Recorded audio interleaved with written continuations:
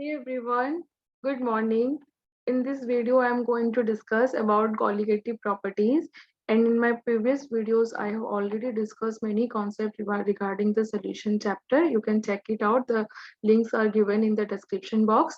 And in this video, particularly, I am going to discuss about depression in freezing point. Okay.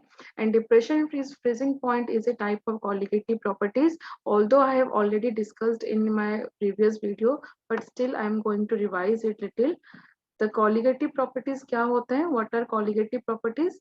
Colligative properties are basically properties of ideal solutions which depends only on the number of particles of the solute. ठीक है?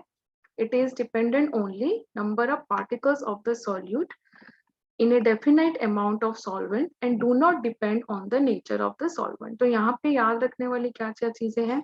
It is a property of ideal solution. It depends on only number of particles of the solute. Solute के particles के ऊपर depend करता है and it do not depend on the nature of the solvent. ऐसा क्यों? Why it is like that? जब आप किसी pure solvent को लेते हैं, pure solvent लेते हैं, it has a volatile solvent. Suppose it is a volatile solvent. और इसमें जब आप you are adding a non-volatile solid आप add करते हो, then these solid particles will interfere the properties of this solvent, like in the freezing point. ठीक है, freezing point पे, boiling point पे, vapor pressure पे, it will affect the vapor pressure.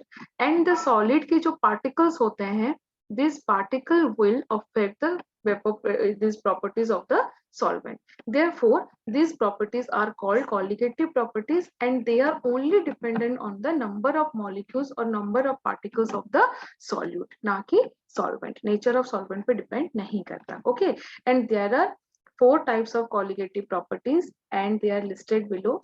It is lowering of vapor pressure, elevation in boiling point, depression in freezing point, and osmotic pressure. I have already explained these things in my previous video, that is relative lowering of vapor pressure, elevation in boiling point, and in this video I am going to discuss about the depression in freezing point.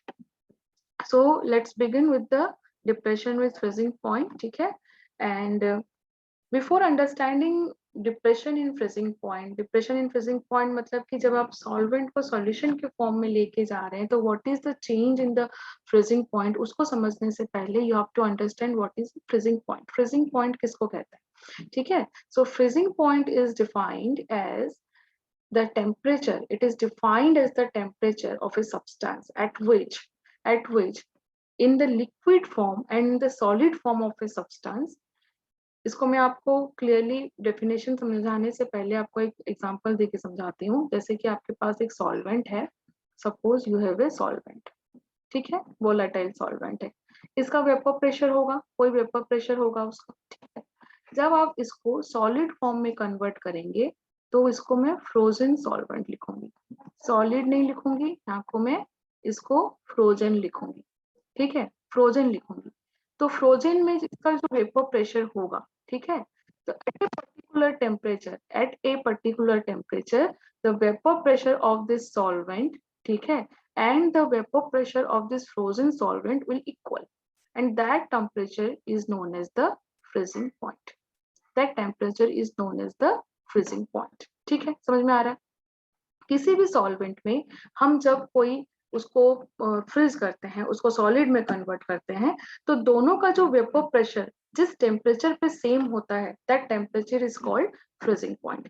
इसको graphically understand करते हैं सबसे पहले, क्योंकि जब हम simple solvent, pure solvent को graphically understand कर सकते हैं, then we can understand the depression in freezing point. ठीक है, सपोज यहाँ पे लेट्स स्टार्ट द ग्राफ. अगर किसी भी टेम्परेचर पे, सपोज किसी भी टेम्परेचर पे मैंने एक प्योर सॉल्वेंट लिया है और किसी भी टेम्परेचर पे suppose this is the vapour pressure of the solvent. ठीक है, ये उसका वेपर प्रेशर है. ठीक है, this is the vapour pressure of the solvent. ठीक है, तो vapour pressure of a solvent ये अगर पर्टिकुलर टेम्परेचर पे है, एट अ फिक्स टेम्परेचर, तो जब आप उसको फ्रीज करेंगे, what will do, we will decrease the temperature. Temperature को हम क्या करेंगे? डिक्रीज करेंगे. अब मुझे आप बताओ, जब टेम्परेचर को आप डिक्रीज करोगे तो वेपर प्रेशर पे क्या इफेक्ट पड़ेगा? Vapour pressure will vapour pressure will decrease. ठीक है, टेम्परेचर को जब आप डिक्रीज करेंगे तो वेपर प्रेशर भी डिक्रीज करेगा। So this will gradually the vapour pressure will decrease. जैसे जैसे आप टेम्परेचर को डिक्रीज करेंगे तो vapour pressure will decrease. So this graph represent, suppose A and B is the graph represents the vapor pressure of the pure solvent. It is represent the vapor pressure of the pure solvent and their temperature. ठीक है, suppose इस point पे आने के बाद the solvent is converting to solid, solid में convert होता है। ठीक है, ये सॉलिड में कन्वर्ट होता है। तो यहाँ पे वेपर प्रेशर का जो डिक्रीज यहाँ पे है, यहाँ पे भी आप जब फ्रीज करते जाएंगे तो वेपर प्रेशर डिक्रीज करेगा, लेकिन ये जो डिक्रीज होगा that is very stiff decrease है। इसके कंपैरिजन में ये डिक्रीज जो है वो बहुत स्टिफ होगा। क्यों? क्योंकि सॉलिड फॉर्म में आ चुका है। सॉलिड फॉर्म में जब आएगा तो ऑब्वियसली बात है कि वेपर प्रेशर बहुत फास्ट डिक्रीज करेगा उसका। ठीक है, तो अगर ये आपका C हो गया सपोज, तो C और A क्या रिप्रेजेंट करते हैं? इट इज द सॉलिड, ये तो frozen, this represent the frozen solvent, ये फ्रोजन सॉल्वेंट को रिप्रेजेंट करता है सपोज। ठीक है, now this at this point look at this point the vapour pressure of the solvent and the frozen solid is same. This vapor pressure is the vapor pressure of both the solvent and the frozen solvent. ठीक है, solid जो convert हो रहा है, freeze होने के बाद जो सॉलिड कन्वर्ट हो रहा है, तो इस पॉइंट पे the vapour pressure is same. And ये पॉइंट जिस टेम्परेचर पे अराइज होता है, ये वेपर प्रेशर जिस टेम्परेचर पे अराइज होता है, that temperature will be the freezing point of the solvent. ठीक है, तो this is the freezing point of the pure solvent TF0। Suppose pure solvent अगर आपका है, if it is your pure solvent, तो उसकी फ्रीजिंग पॉइंट क्या हो जाएगा? उसकी फ्रीजिंग पॉइंट है TF0। ठीक है, TF0। Now let's see what happens when you add a non volatile solid. तो सपोज आपने एक सॉल्वेंट लिया, प्योर सॉल्वेंट लिया। ठीक है, प्योर सॉल्वेंट लिया मैंने। ठीक है, प्योर सॉल्वेंट लिया, उसमें मैंने एक नॉन वोलाटाइल सॉलिड ऐड किया, नॉन वोलाटाइल। ठीक है, नॉन वोलाटाइल सॉलिड ऐड किया and then I make a solution, मैंने एक सोल्यूशन बनाया। ठीक है, अब देखो इसका जो फ्रीजिंग पॉइंट होगा, जो प्योर सॉल्वेंट का फ्रीजिंग पॉइंट मैंने लिया TF0 and suppose the freezing point of the solution is TF. Now we have to understand the what is the relation between TF0 and TF. हमें ये समझना है। तो फ्रीजिंग पॉइंट को समझने के पहले हमें इनका जो वेपर प्रेशर है उनके बीच को रिलेशन को समझना पड़ेगा। ठीक है, मैंने आपको पहले ही बताया है, जैसे कि अगर आपने एक प्योर सॉल्वेंट लिया है तो उसके अपने पार्टिकल्स होते हैं जो वेपर फॉर्म में जब जाते हैं तो जो वेपर प्रेशर क्रिएट करते हैं, that is called the vapour pressure of this liquid. ठीक है, pure liquid.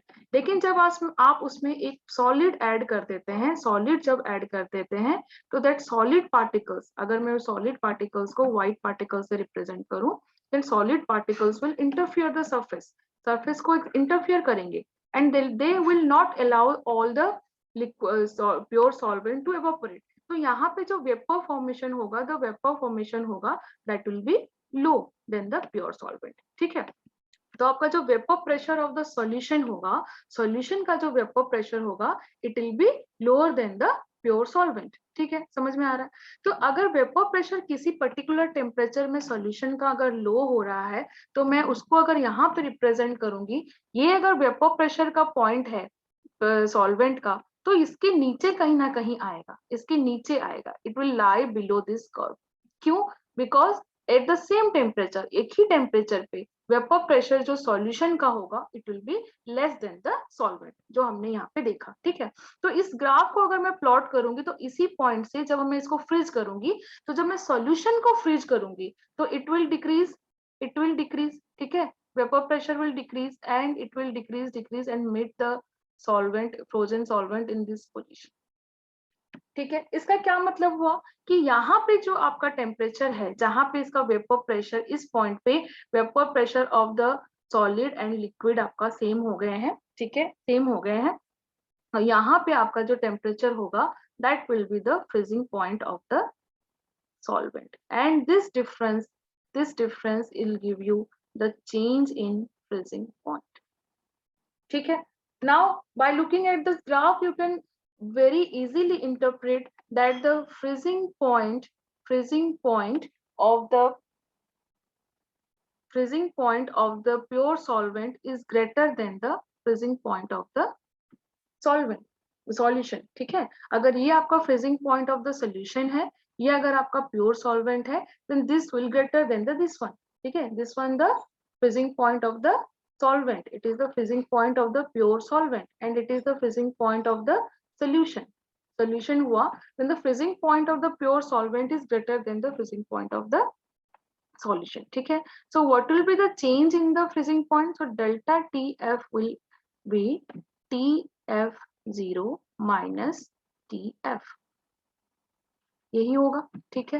And as it is a colligative property and आपको पता है यहाँ पे जो फ्रीजिंग पॉइंट में जो चेंज हो रहा है, दैट फ्रीजिंग पॉइंट में change is due to the change in vapour pressure. और वेपर प्रेशर में जो चेंज हो रहा है that is the due to the number of particles. समझ में आ रहा है. किसी भी सॉल्वेंट को जब आपने सॉल्यूशन में कन्वर्ट किया तो उसका फ्रीजिंग पॉइंट चेंज होता है. फ्रीजिंग पॉइंट चेंज क्यों होता है? क्योंकि उसका वेपर प्रेशर चेंज होता है. वेपर प्रेशर क्यों चेंज होता है? Due to the number of the particles, because particles will interfere the vaporization of the solvent molecule. उसके surface को block करते हैं. तो indirectly क्या हुआ? Indirectly or directly your change in freezing point is directly proportional to the molality. Molality क्या? Molality of the solute. Molality of the solute. Of course ही बात है, solute की molality से directly proportional होगा and this value is proportionality constant को अगर हम हटाएंगे that will give you Kf into m and this Kf is known as cryoscopic constant. This is called cryoscopic constant. Cryoscopic constant. ठीक है. तो अगर मैंने यहाँ पे मोलैलिटी को पूरी तरह से एक्सप्रेस करूं, this is the molality of the solute. Suppose आपका सॉल्यूट और सॉल्वेंट में अगर मैं इसको इस तरह से लिखूं, ये आपका सॉल्वेंट है. ठीक है. और ये आपका सॉल्यूट है. ठीक है. This is the number of moles of solvent, this is the number of moles of solute, this is the weight of solvent, this is the weight of solute and this is the molecular mass of solvent and this is the molecular mass of solute. इस condition पे what will be your molality? Molality will be the number of moles per kg of the solvent. ठीक है. तो हम इसको कैसे explain करेंगे?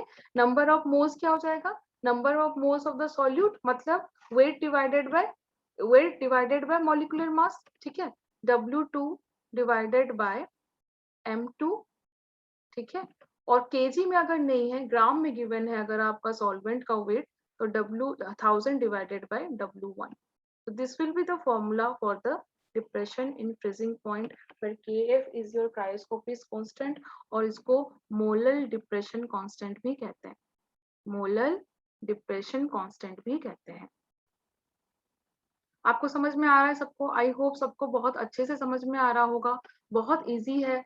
Numerical करना तो बहुत इजी है क्योंकि आप फॉर्मूला पुट करोगे और न्यूमेरिकल निकालोगे. ठीक है. यहाँ पे केएफ का यूनिट भी आप निकाल सकते हो जब मोलैलिटी इज इक्वल टू 1 हो जाएगा. तो जबकि मोलैलिटी 1 का मतलब क्या है? What is the meaning of M1?